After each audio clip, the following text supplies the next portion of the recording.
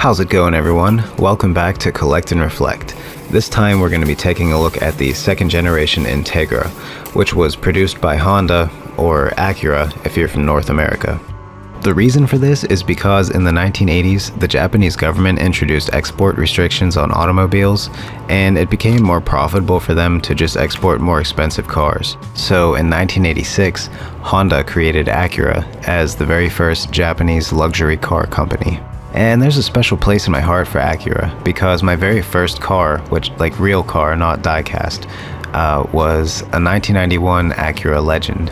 And I love that car. I miss it so much, and I actually still search for them sometimes on eBay or Craigslist to see if people are selling them, and sometimes they do pop up, but they're either in really terrible shape or way too expensive for what it is. But alright, let's get into this.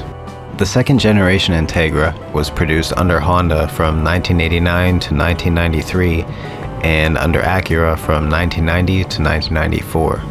This was a special generation for the Integra and a landmark for Honda because it was the first car to ever use the now iconic VTEC engine.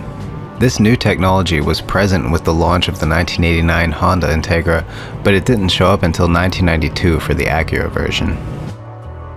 And something I thought was kind of interesting is, although the Honda Integra is the first car to ever use the VTEC engine, the first Acura to ever use this engine was the Acura NSX in 1991. Which is the car driven by the wolf in Pulp Fiction. Tomica also released this car in red and teal, which I'm not sure if I'm gonna buy the red one, but I did buy the teal one. It just hasn't gotten here yet, so I may or may not do a video on that one, but we'll see.